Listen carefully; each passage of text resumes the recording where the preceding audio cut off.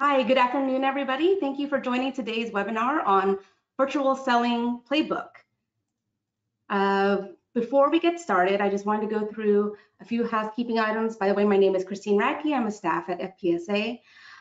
Anytime during the broadcast, you can enter in your questions. And there's a question box in the GoToWebinar panel on your right.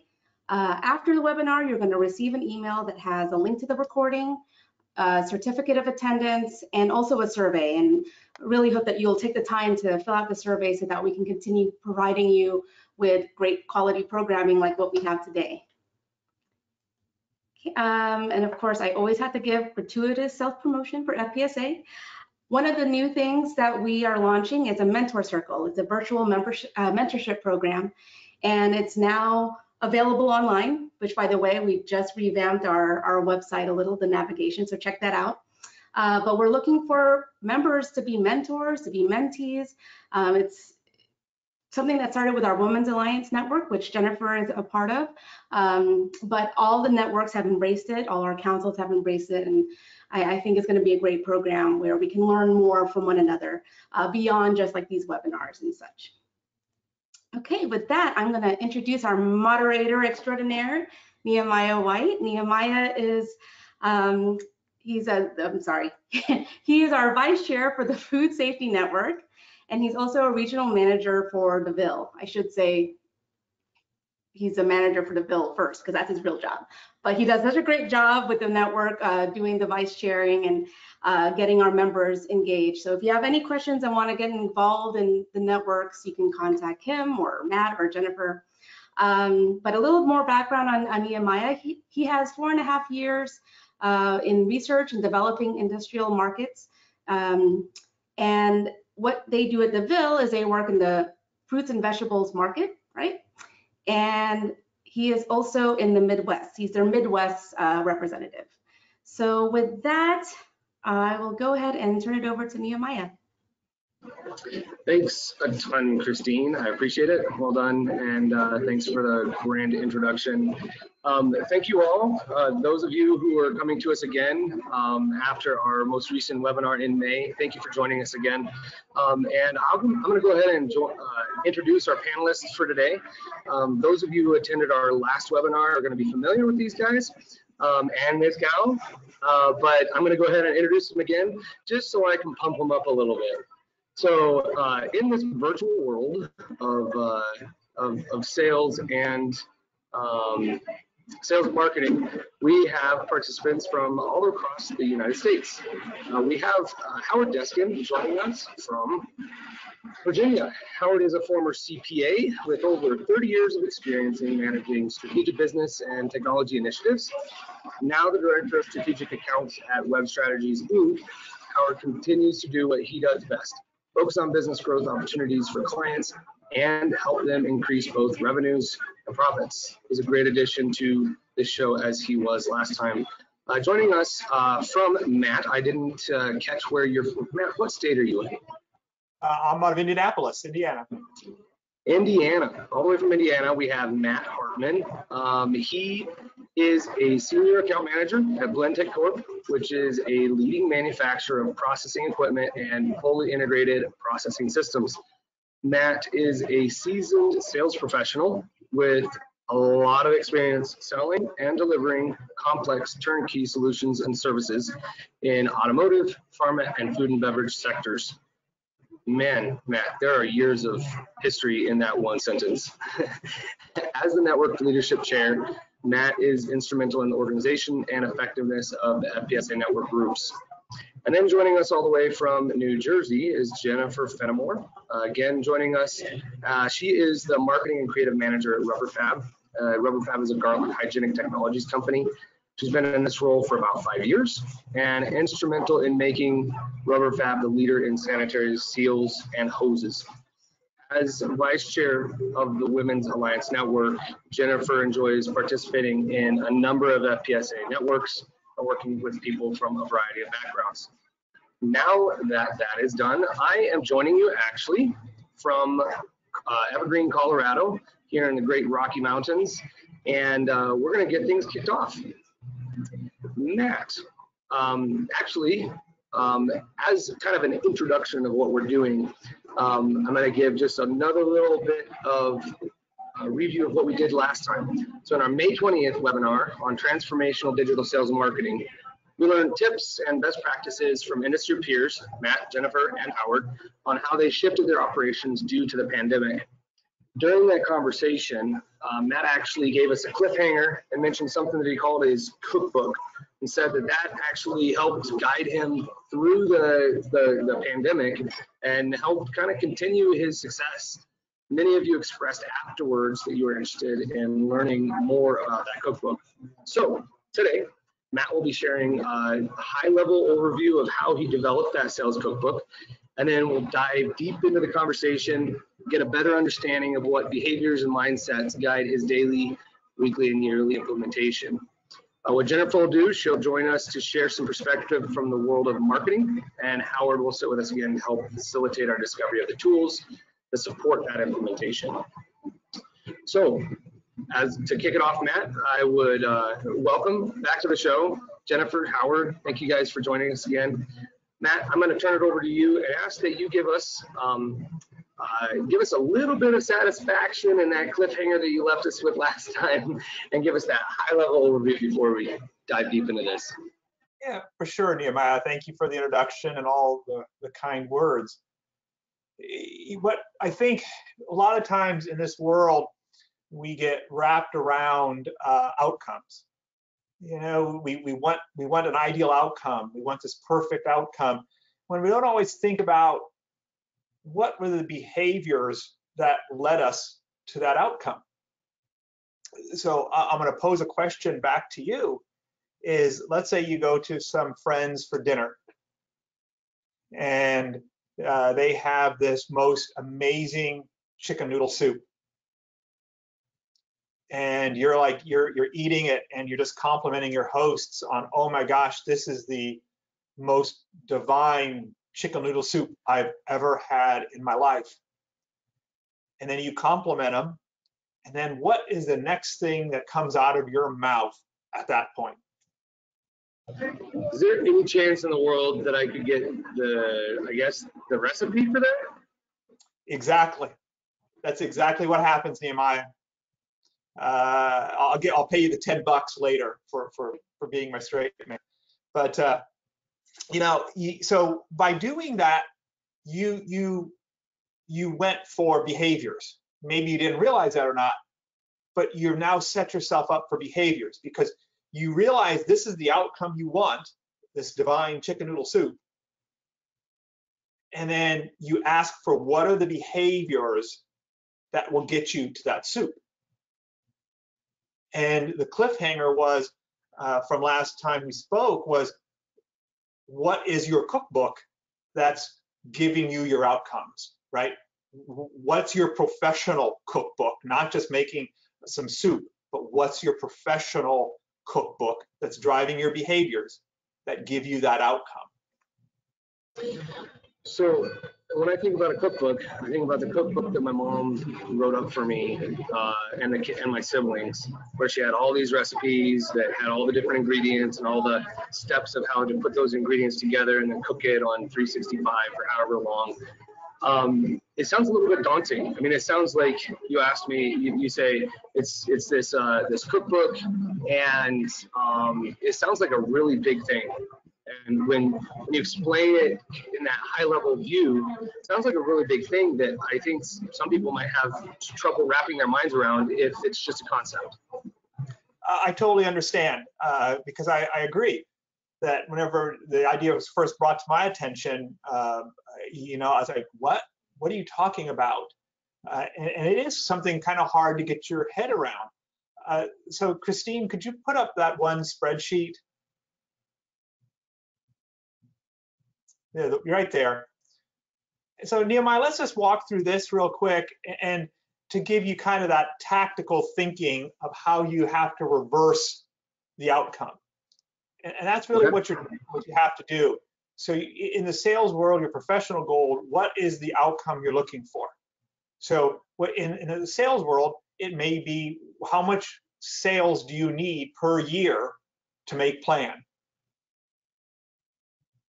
So then you say, okay, you're told, or you decide, you want to buy a new boat next year, and you want to buy a new house next year, and you want to buy a new car, and you say, gosh, for what I want to do and be in my life, I'm going to need a sales goal of $100,000 a year in sales. Or your manager tells you you're to make plan for your role, you need to have $100,000 a year.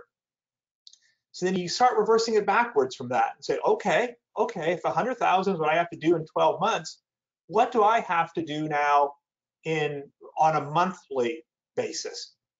And then you take the 100,000 and you divide it by 12.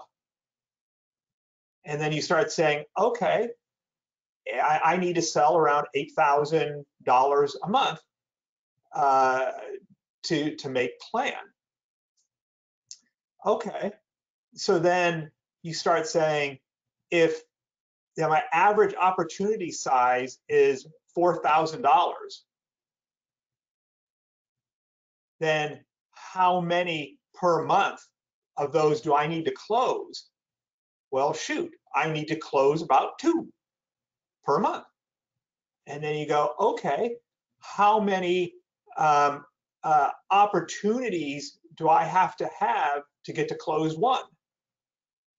And then you go, oh, I need about 5. That's what people tell me. I need about 5.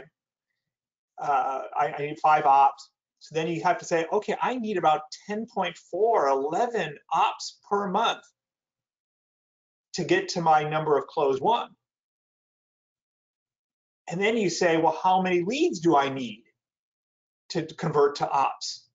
And then you use that ratio, that I need 2. And then how many prospects do I need?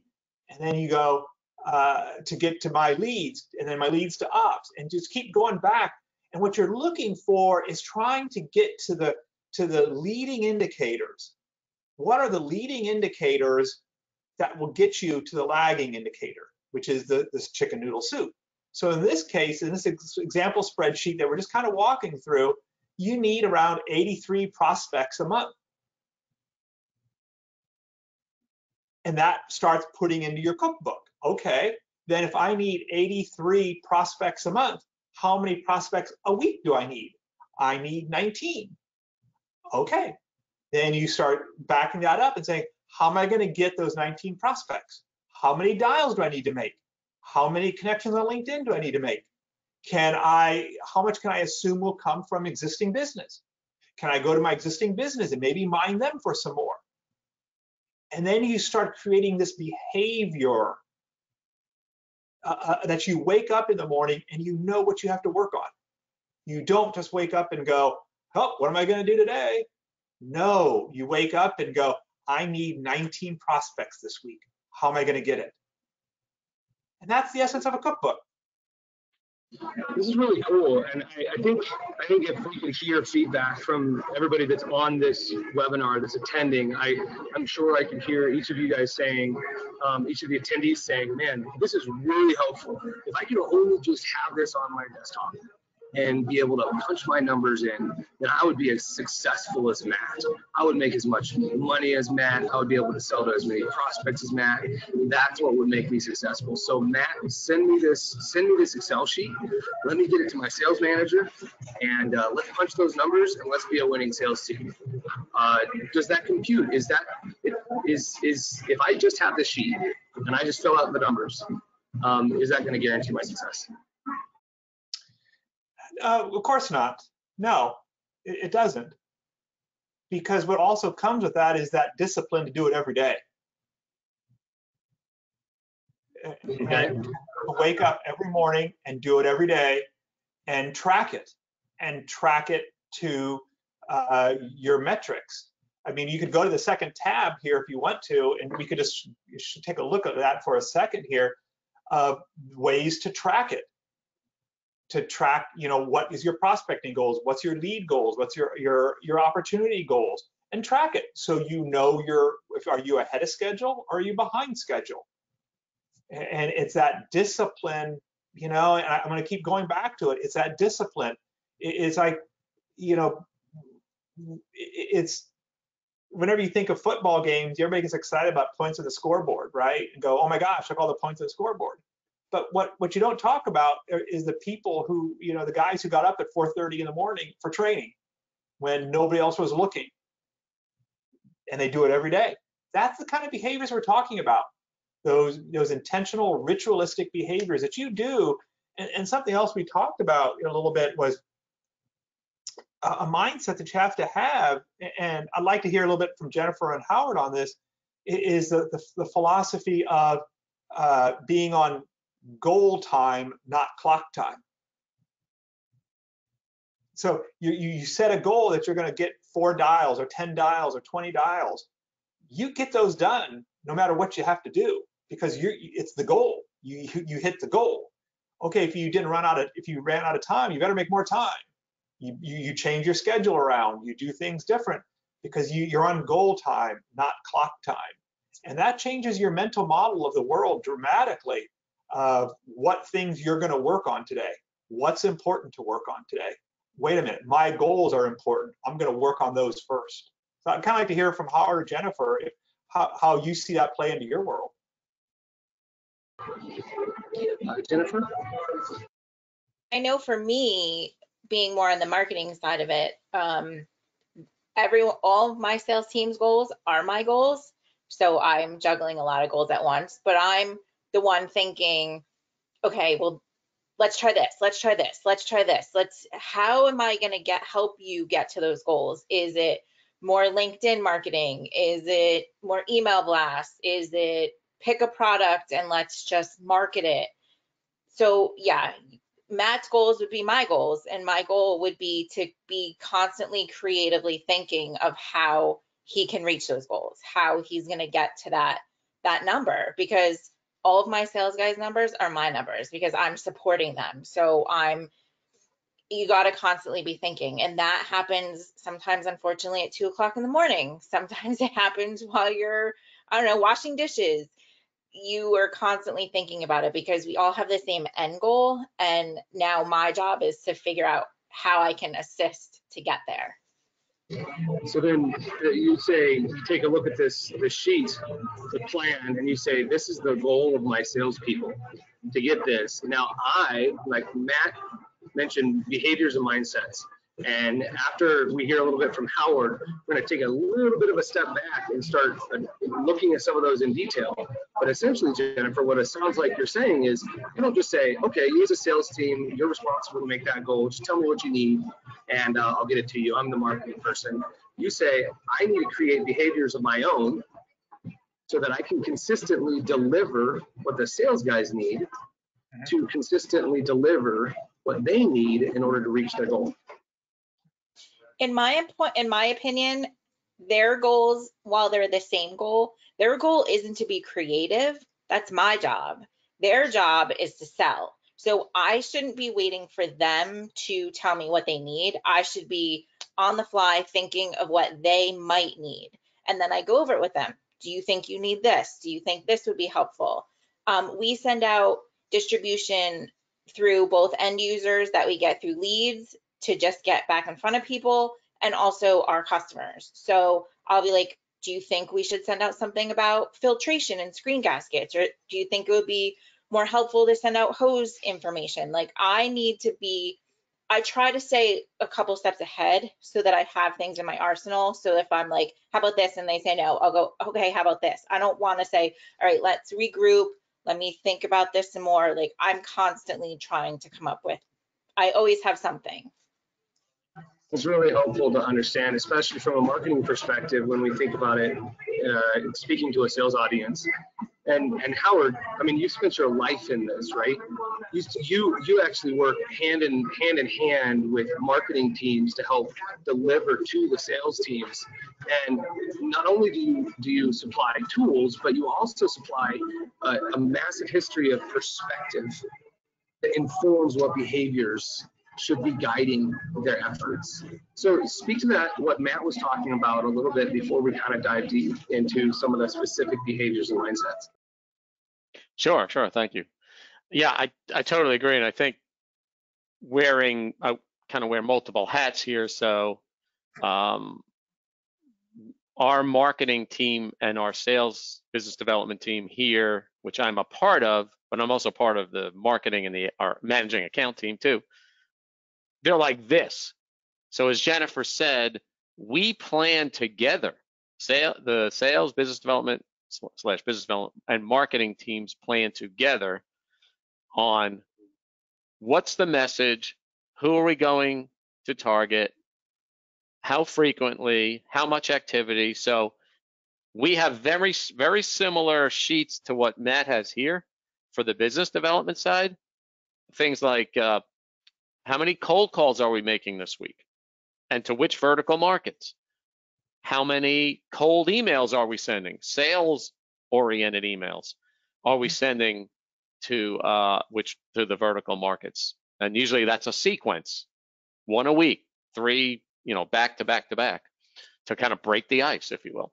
How many follow-up calls are we making to people who are already in our sales funnel? Maybe you had a conversation with them. You know how it goes. They're not ready yet. Okay, I'll follow up with you next month. They're in your system with the follow-up date. They come up automatically. You call them again. Hey, did you know we put out this new digital marketing budget calculator? I'll send it to you. Oh, wow, that's great. Yeah. So how many of those are you doing? How many videos did you create that you could send out to people? So it's all those types of things.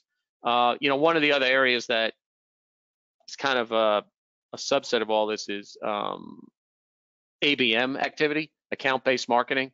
So I'm sure most sales folks have like their top 25, top 50, top 100 target list. These are the big companies I'd love to get in front of, because I know that could bring a whole bunch of riches to us and we could do a lot of good work for them. So there's the same activities I just mentioned. There's a series of those just within that subset, and that can include LinkedIn postings and follow up to what those companies are posting on LinkedIn, snail mail, sending an article. All these types of things need to be tracked, just like Matt has here. We do it on the sales side for the activities I mentioned. The marketing folks do it they have a schedule. How many blog posts are they writing a week for our vertical markets? How many webinars are we doing? We do 2 a month per vertical, 2 for manufacturing a month at Web Strategies. What I'm doing today, this is part of our marketing, right? I'm getting exposure to the wonderful world of the FPSA, which we did go to the trade show. We were there. So very similar activities, and everything's got to be tracked because you got to figure out what's working. Ultimately, Matt, would you agree, Jennifer? Yep. The goal is to get a meeting, right? The goal of all this is to get a meeting with somebody at the end of the day. And right now it's virtual. And I know we'll be talking about that because that's a bit different as well. Oh yeah, for sure. Yeah. And Howard, like you really carried us, I think, into our deep dive. And I think there's a lot of people sitting here and they're saying, okay, so Matt told me I can make chicken noodle soup with this recipe. And he threw out a couple of ingredients here. He threw out a couple of ingredients there. Howard just threw out a bunch of ingredients there. But come on, give me the recipe. Like, I know that if I make chicken noodle soup, if I put a cup of salt in there, that's going to be horrible. And if I put, a teaspoon of noodles in there, it's just not going to taste very good. And so let's take a little bit of a step back and let's start. The other day, we had some conversation, and we talked about some of the core behaviors specific to the sales teams that are behind these sheets that you're talking about, right? The sheets that we showed. And Howard, you threw out a bunch of them. Matt, you threw out a bunch of them. Can we start, go through, I'm just going to throw a couple of them out, okay? And then let's help those who are here listening get an understanding of what that behavior is. We heard cold calling, we heard LinkedIn, we heard some things like that. Let's get an idea of what each of those behaviors or ingredients are and how important are they, whether it's a dash or a cup, and then help inform our listeners, give them something that they can walk away with and say, all right, if I do a cup of cold calling every day, then that's going to help get me onto finishing my recipe for chicken noodle soup. Okay, so a couple of the ones we discussed here were a couple of them was preparation, prospecting, meetings, and eating the frog. There's some mindset stuff that we'll dive into in a minute, but those are some of the kind of top 4 that we talked about. So Matt, if you can take those are a few of the ingredients you gave us the other day, and then run with it. Yeah, I think if you don't mind, Nehemiah, can I go a little bit more of the get away from the tactical maybe for a second, and kind of dig into some of the mental part of it, if that's okay? Absolutely, 100%. Because what I've learned over my sales career is that salespeople are always looking for the next tactical thing. They're looking for that next little silver bullet. They're looking for that next little, Jedi mind trick to help me close, or how do I get over, these aren't the droids you're looking for, kind of thing. And what I've discovered over time is the problems that most salespeople struggle with is more between your ears. It's getting over mental blocks first. It's getting over beliefs first. And you mentioned one of them that we spoke about the other day, and I'm going to admit I stole this from Brian Tracy in one of his books, but he talked about, if you had to eat a live frog every day there was a live frog sitting on your desk and you had to eat it, when would be the best time to eat that frog? So I'm asking you, Nehemiah, when would be the best time? I probably wouldn't want to eat it at all until I absolutely had to. That would be maybe my initial mindset would be I would put it off until the very last moment. I mean, is that the right answer, Matt? No, it's not. So, because what will happen is if you put off eating that frog, let's say making those 10 cold calls. Does anybody like to do cold calls? I mean, if any salesman ever says they like to do cold calls, they are lying. I'm just saying right now, they're lying. Nobody likes doing cold calls. And so if what will happen is if your frog is cold calls and you put that off to the end of the day, you're going to keep putting it off, and all of a sudden, guess what? It's 5, 6, 7 o'clock, and you go, too late now. I'll just make those dials tomorrow. Don't worry about it. It's okay. They're just dials. Didn't want to do them anyways. So the theory goes that whenever you have a frog on your desk, you eat it first thing in the morning. You eat that frog, get it over with, and just so that way you can enjoy the rest of the day. And to this day, I still keep a little homemade frog on my desk. So every morning, whenever I sit down to start to work, I look at my little froggy, and he tells me, get to work, eat your frogs. And then what I do is I still use paper planners, but right here is my frog list. And within my frog list, those are the things that have to get done today. Those are absolute, whether it's my prospecting goals, my dials, or other behaviors that I know are important, I keep that there. So it's a belief system, it's a mindset system. So even though you come up with all these goals, right, they're nothing unless you have the belief system in place to make it happen. And that only happens in here. Matt, that's really helpful, and I'm glad that you kind of stepped back and addressed that, because I acted like a typical sales guy. I heard a bunch of terms thrown out. I was like, all right, tell me how much of this and how much of that.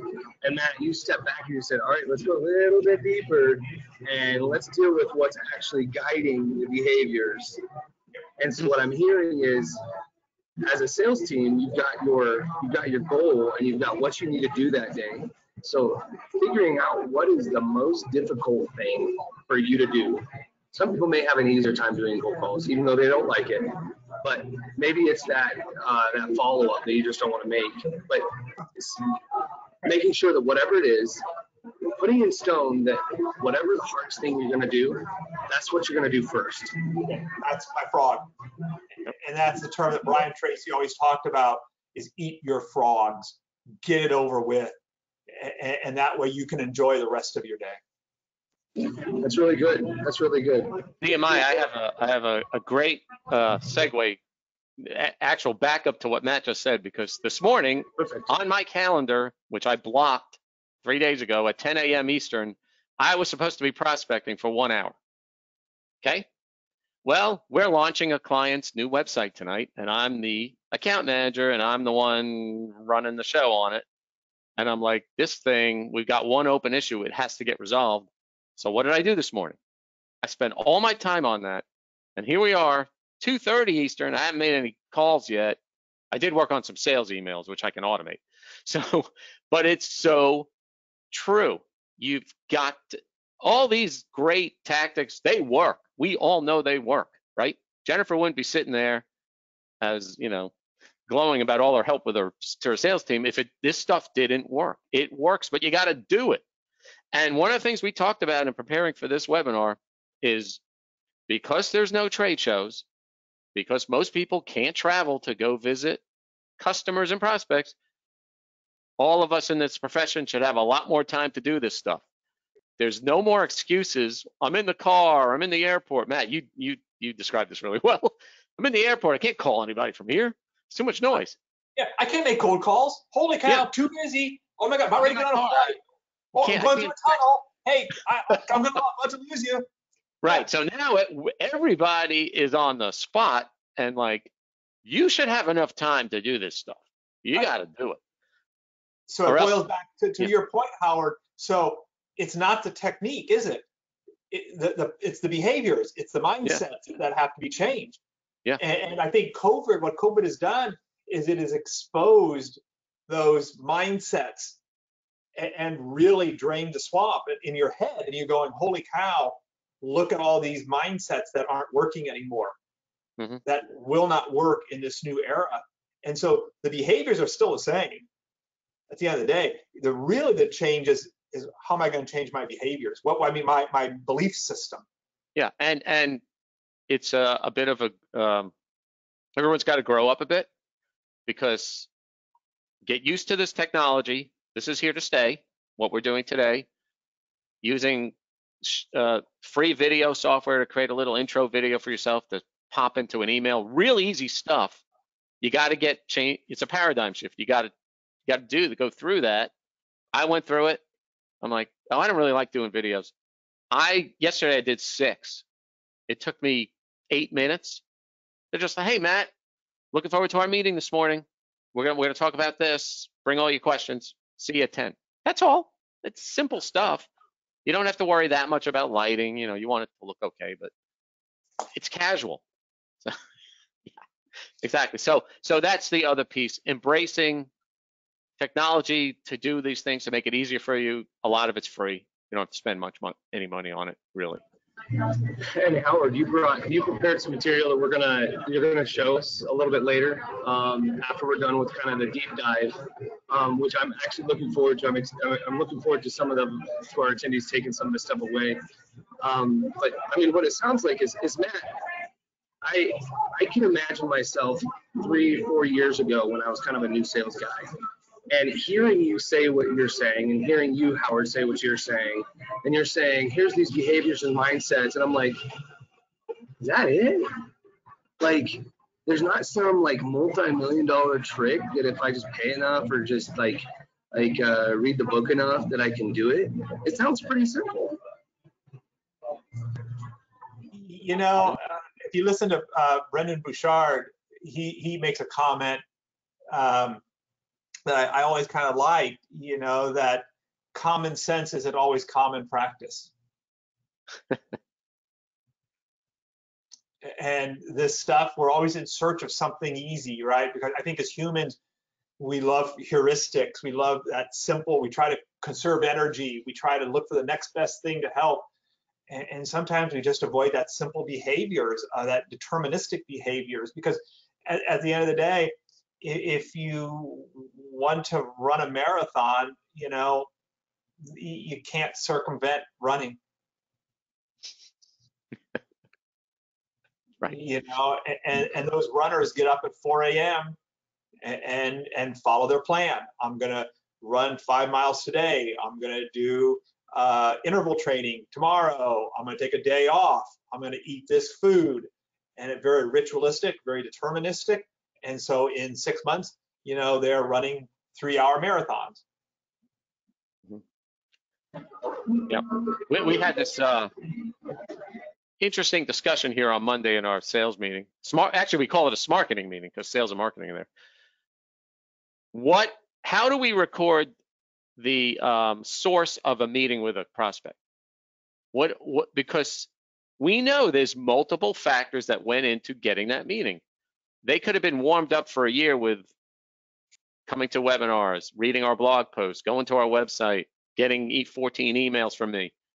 But you know what did it? I happened to call them on the right day when they were in a buy mode or thinking about it. Yeah, let's meet. All right. Well, the phone call actually got the meeting, but we know the 27 things we did before that had some percentage of that meeting taking place. And that's where marketing, and Jennifer, you do this all day long. You're warming up the prospects, getting them, you're helping with the brand and getting them, interested in your organization, and salespeople benefit from it, believe me. But you could track that too, getting back to, you talked about how much salt and how much sugar. You can track all that. And that's where, what we have here in the Excel is nice, but that really doesn't give you the ability to mine the data like a Salesforce platform does.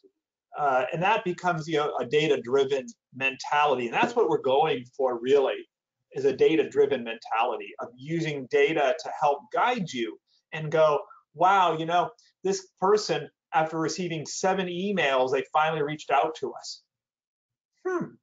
Okay, that's really curious. I wonder if we could speed that up. Can we accelerate that?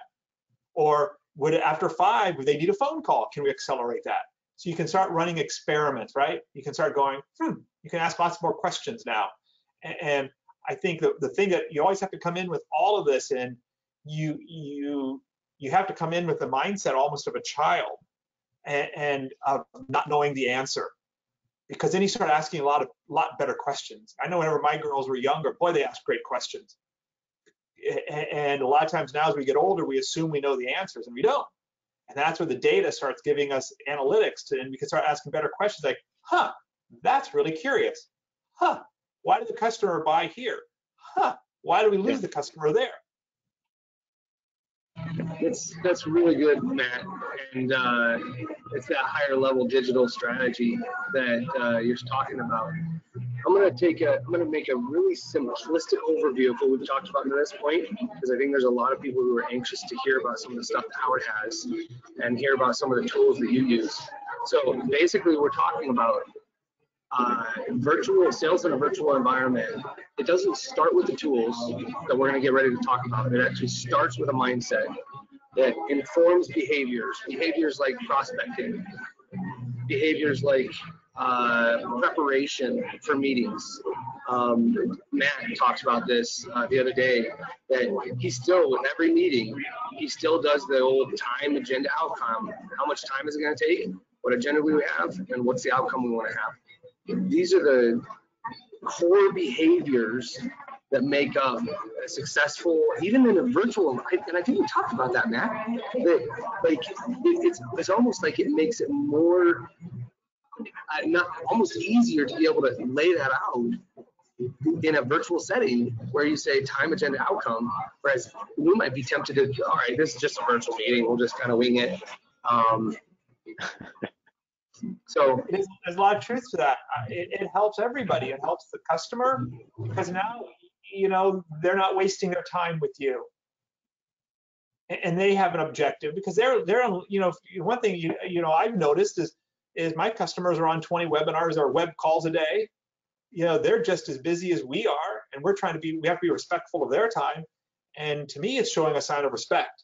Here, how much time do we have? What's the agenda and what's the outcome? So we all know what success looks like for us. And nothing changed. So that behavior didn't change. My delivery changed a little bit from that to a webinar. We talked about how things changed in a COVID-19 environment.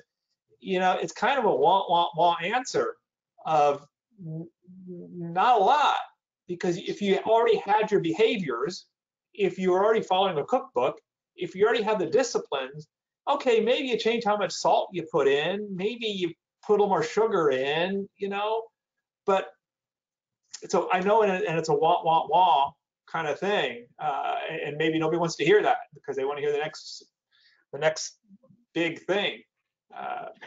But Howard, you're laughing. It's true.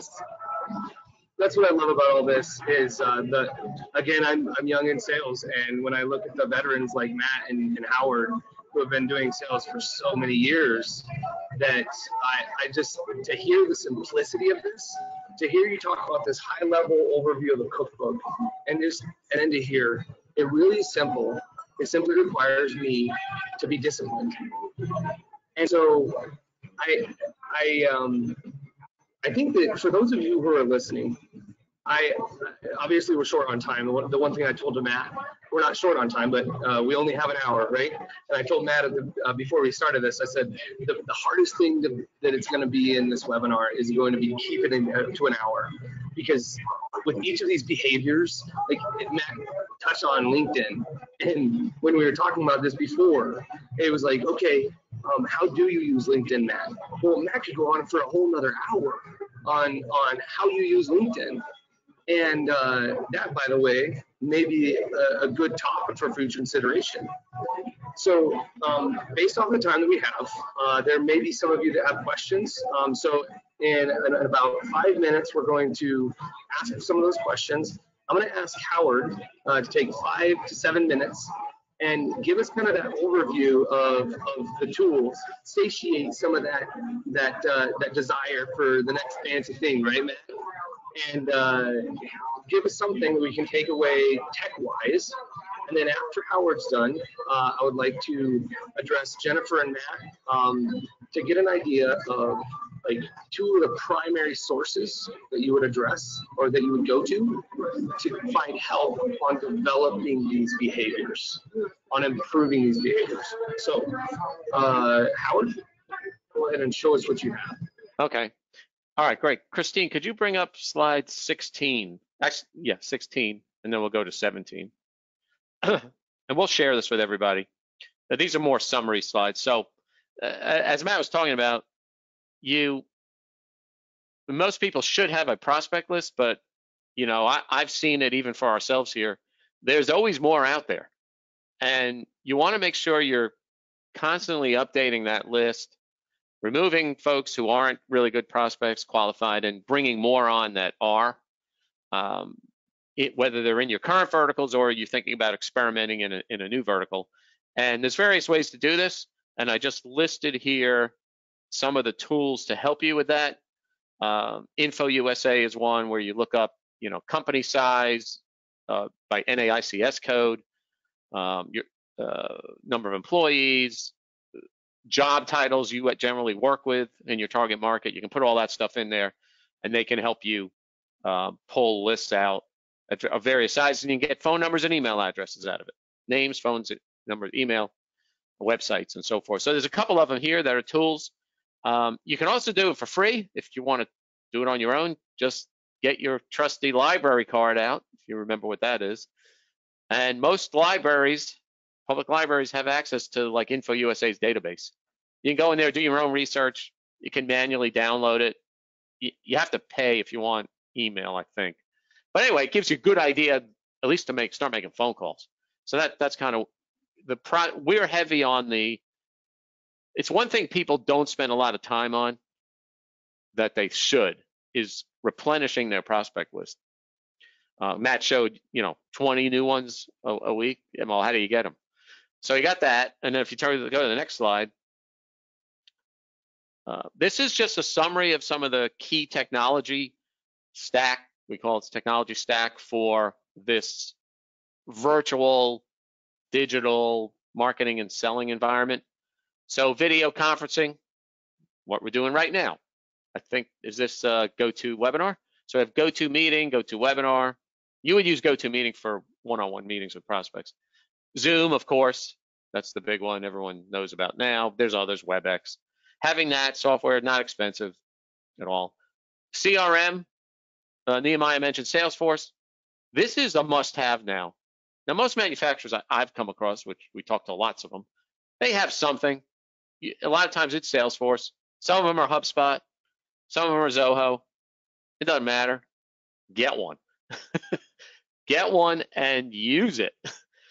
We find a lot of, and this comes from senior, it's got to come from the top.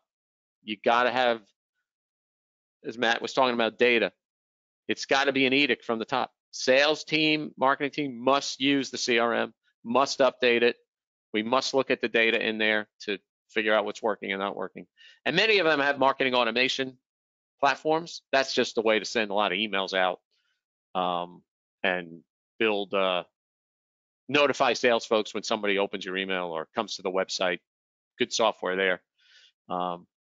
HubSpot, Pardot is part of Salesforce. Marketo, there's a bunch of them. SharpSpring, there's a lot of them. Cold calling, we talked about. Now, since we all don't like to cold call, it takes too long to do it manually. Most humans can do 20-ish manual in an hour. There's platforms out there, you just load your lists in. They integrate with Salesforce or HubSpot or others. They do the dialing for you. Just like I have a headset on, I have a second monitor on my right. When they connect with the person you're trying to connect with, you get a ping in your ear. Their information pops on the screen. You say, "Hey, Matt, it's Howard from Web Strategies. How you doing today?" Oh, great, Howard. Doing good. Good. Hey, how's it going with COVID-19 and virtual marketing and selling? You're having the conversation like that. Well, you can do 100 to 125 dials in an hour and have 8 to 10 conversations in an hour instead of 2 to 3. So it accelerates the cold calling. So if you have big lists, that's the way to go. With multiple salespeople, that's the way to go. There's platforms that you can get sales-focused emails. Jennifer, you're very familiar with the marketing-focused emails. These are short emails where they're personalized. You're just trying to get a meeting. They complement the marketing emails, and there's platforms that just do that. Video creation, Vidyard, free plugin on Chrome. They just upgraded the free version. I got used to, you started using it again yesterday. Really easy to use. You click on record, you sit there with your laptop. Hey, Jennifer, it's Howard from Web Strategies. Looking forward to our meeting today at 10 a.m. Or Howard from Web Strategies. How's your new website doing? We said we'd get back together in a week. Real easy. Vidyard, there's a bunch of other ones. LinkedIn Sales Navigator. No, I don't have it, but one of my cohorts here does. Matt, do you have it? I do. You do. So Matt can talk that. Really powerful. You can look up, you can do research, right? You can email people, all sorts of things there.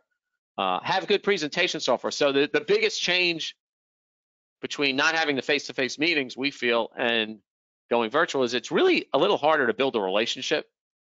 You have limited time in these meetings, half hour, 45 minutes, an hour. You can't go to lunch with the person. You can't go to dinner. You're not going to see them at a trade show anytime soon. So you got to be really precise and provide them maybe even more value than you ever have because of the short amount of time, and have the agenda and get to the point. What's in it for them? It's all about them. So provide them with information that may be valuable to them.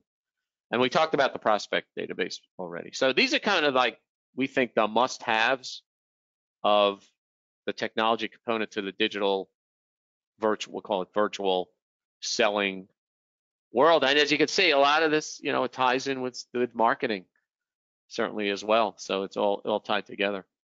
Thank you for that, Howard. That's really helpful, especially if there's organizations here that maybe are not, maybe they're working on something that's a little newer and they have new technology that they're trying to get out. So thank you for that overview. Sure. And to those who are listening, we've had a number of conversations with Howard as a team, and if you want a better understanding of kind of a deeper integration or implementation of some of this stuff, Howard and his team are golden to be talking with. And I know that information is available. I think, if I'm correct, this information is what he's showing you right now is available in the handout section right here on the right hand of your screen, where you've got the little drop down menu. So you can download that, connect with Howard. But as we kind of wrap around what we've talked about today, we talked about mindset, we talked about behavior. We really got a good idea of the simplicity of this, but sometimes it can be challenging maybe for a new salesperson or even a marketing person, or even maybe someone who's been in the field for a long time but maybe has bad behaviors. It can be difficult to understand how to inform those behaviors and change. So what I'll ask is, starting with Matt and Jennifer and Howard, if you could share with us, I guess, your top 2 resources, whether they're books or podcasts or LinkedIn influencers, that you would go to or that you would send people to help them understand how to create these better behaviors and mindsets. Yeah, may I go, Nehemiah? Okay, so I think that's a really great question, and I think I'm going to start because we did talk about a little bit about beliefs and then behaviors and then outcomes. I think where I'm going to start with is the first thing you have to have is a belief system that tells you that you don't have always enough information, that you do need to be a lifelong learner, that things do change, behaviors do change, and to start all of it off with a belief system in your head that I need to keep learning. There's always more to learn. You have to keep hungry and keep feeding your brain, because there's always new ideas, there's new concepts, and because just like, if you think about the way we fought battles in the Civil War, we don't fight battles that way today. The strategy changes, the tactics change, and you have to be a lifelong learner and understand how things are changing. So that'd be one thing I'd stress to people on the call here, is make sure your belief system is right. Make sure you're starting off with a supportive belief system that you have to keep learning. Where I would start looking at is, I remember reading my first Brian Tracy books. And I remember reading those years ago and going, wow, this is really interesting stuff. So I think those are still relevant resources. I think Brendan Bouchard, I think he's a very relevant resource. He's very popular today, and his content is very, very good. I think we talked about the other day, Jeb Blount, he's a very good resource too. But so my point I would say to you, Nehemiah, is get in the habit of looking for new books. Get in the habit of researching. Get in the habit of talking to people. Get in the habit of just knowing that you don't know everything, and ask questions of, gosh, Nehemiah, I heard you really crushed it on that opportunity the other day. Man, what'd you do right? What'd you do wrong? And not be afraid to debrief yourself on failures and not hide them, but debrief and go, gosh, what could I have done better? And be that inquisitive, that childlike mind of asking questions. So those are some of the things that I would throw out there for takeaways. Your belief systems of being a lifelong learner is really where it starts. Thank you for that, Matt. Good, yes, very good names, well known in the industry, well respected for their sales resources. Thank you. Thank you for the reiteration of the mindset. Jennifer, I guess you come from the marketing world, and I would maybe we have some marketing people on here who would like to better understand how to fit the behaviors that are necessary for marketing people to better serve sales. What are some of the resources that you would put forward for them? I'm going to kind of piggyback off of what Matt said. You never know everything. There's always something new to learn. And I found in doing this, there's really no competition. Everybody's trying to accomplish the same goal. And in the long run, especially in a marketing environment, don't reinvent the wheel. Just put a different rim on it. Make it look different. Like everybody's done everything once, but it's how you put your spin on it. So I have a lot of friends that are in marketing and we bounce ideas off all the time, or I'm constantly asking, like you can't do this now, but when I go to trade shows, I look around, I see how people are doing their trade show booths. I take note of what works, what doesn't work. That you have to know your industry. We're in two different industries. Our fab is food and beverage and pharmaceutical. Pharmaceutical, I always say, is white and clean. Food and beverage is not. So don't take a pharmaceutical trade show booth to a food show, but ask questions. People, like Matt said, people will, if they want to interact with you, you can ask them questions. Like Matt said to Nehemiah, how'd you close that call? How'd you make that sale? What did you do right? What did you do wrong? And if the person is confident in what they know and are willing to share it, they definitely will, and you'll learn something. And they may learn something from you. So asking questions is huge. From a marketing perspective too, I'm constantly Googling things. I'm constantly looking at things. The best way is if you ever look at job descriptions, people write things out and I'll go, what is that? And then I Google it and I'm like, oh, I already do that. I just don't call it that. So knowing new terminology sometimes helps. You may be doing things that you don't even know you're doing.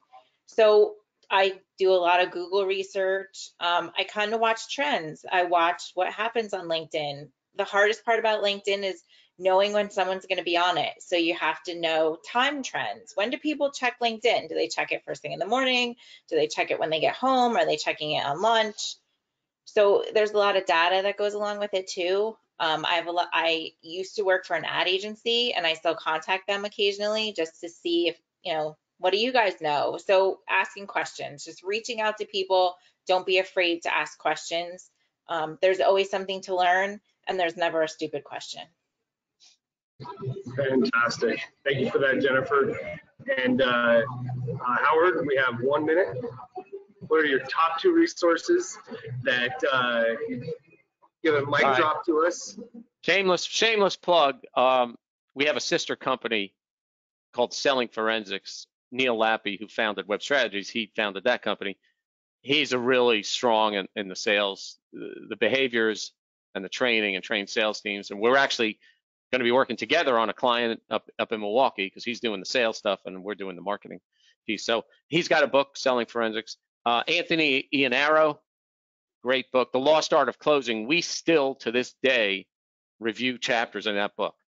It's fabulous. Mike Weinberg's really good too. And Google. Google. Sounds like I think every one of you have mentioned something about Google. Well, thank you guys. Thank you, Matt, Jennifer, Howard. Thank you again for setting aside the time to really take a deep dive. Matt, thank you for letting us, I guess, look behind your screen and let us see what you're looking at on a daily basis, for giving us an understanding of what we as a sales team needs to understand.